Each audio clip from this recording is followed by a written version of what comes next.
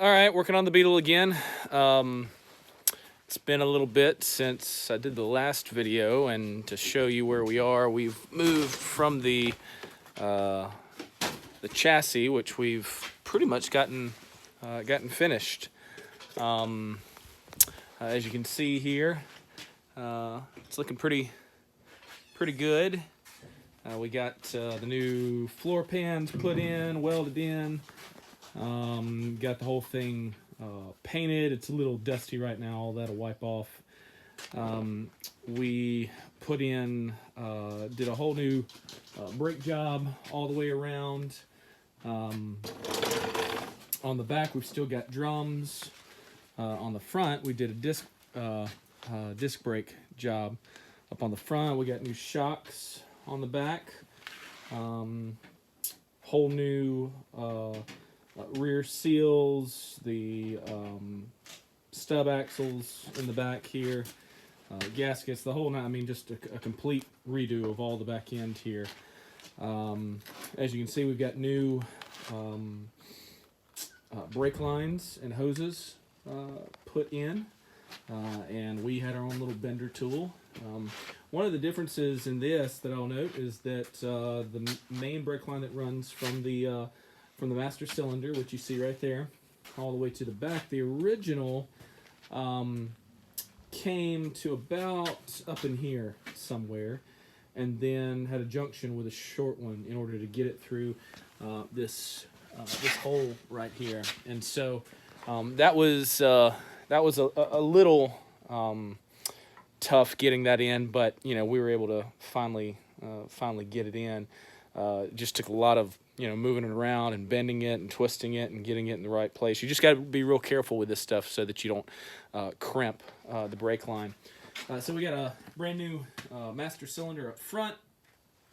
As you can see, it's basically got two spots there for the brake lines. The back one runs to the back. The front one obviously comes straight to the front. There's a T that splits off, and then we've got hoses. Now, normally, coming off this, you'd have a hose that goes to a line, and that line plugs into the back of the cylinder. We chose to go with this long hose right here, and we're going to do some clips to keep that in place. As you can see, we got new disc on the back. You see the calipers there on each side with the hose running into it. We got a whole new suspension, and so what we did, we actually ended up lowering this whole assembly here.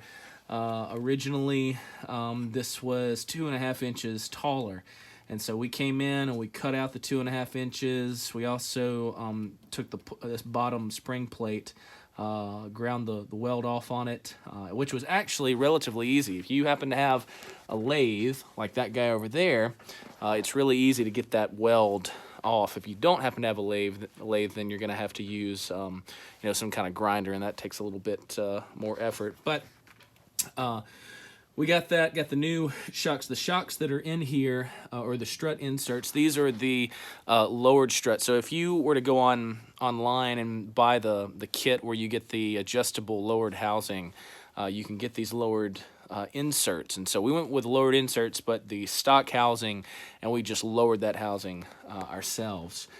New ball joints on the bottom.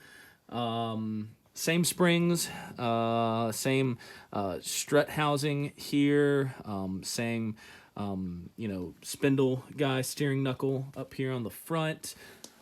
We did get new strut mounts right here. As you can see, these are new strut mounts.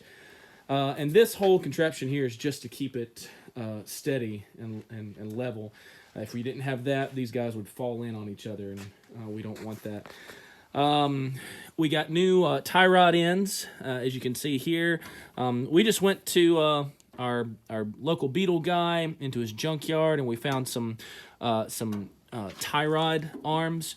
The arms that we had were rusted on the inside, and ended up we couldn't get one of the tie rod ends to the left-handed thread. On these tie rods, one end is left-handed, one end is right-handed, so that you can twist that rod in order to adjust kind of your alignment and such. So we had to get two new rods. All of this we put in our electrolysis over here, as you can see. So basically that's just water with suds, and we've hooked up a 12-volt power supply to it. As you can see, the water's just stirring there, and so what that means is that all the rust is coming off of those deals. So all of these rods that you see here were originally extremely rusty. So we got the tie rod ends. They go into this center drag link, center link, whatever you want to call it. Over here is the idler arm assembly. We had an original idler arm.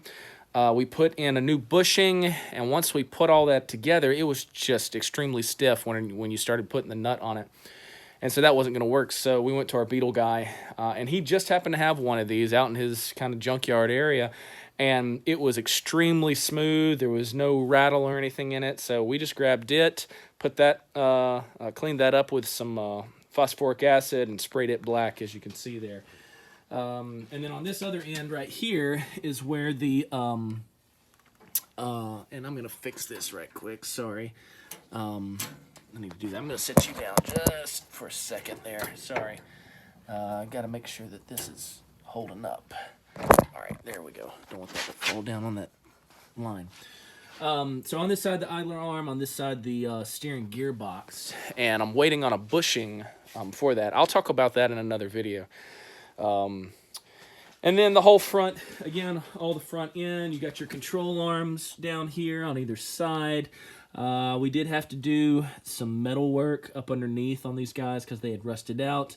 On either side, you can kind of see there's a little lip on this guy. On the back side, that lip had rusted off, and so we had to weld in a new one so that it gives it something so that you can adjust, your alignment, that toe and camber kind of deal. We've got the stabilizer bar that comes out, and it's bolted up underneath here on both sides. There's bushings. As you can see, we went with the red urethane bushings there. And all that seemed to come together pretty well. So that is the chassis. Again, we lowered the front end 2.5 inches. The back we haven't touched yet. We're going to wait until we get the engine and the transmission and everything on that, and then probably wait until we'll probably do a test of putting the body back on to see how much it weighs down that back end. And if it looks good, then we'll ride with it, and if not, then we'll have to go in and lower that back end, and we'll do a video on that. So anyways, that's the chassis, and as you can see, these wheels that we have here, this is just to get it, keep it on the ground for right now. I'm going to put some aftermarket wheels on it, make it look really good, but went ahead and put studs in these. All of these originally came with bolts, and having to put the tire back on using those bolts is just a pain, just trying to get it just right. So instead, we put the studs into the disc and the brake drums. We used Loctite on those to make sure that they're not coming out, and then as you can see, there's some chrome nuts on the outer end there. That makes it a whole lot easier for getting the tires on and off. So anyways, that is the Chassis 72 Super Beetle project.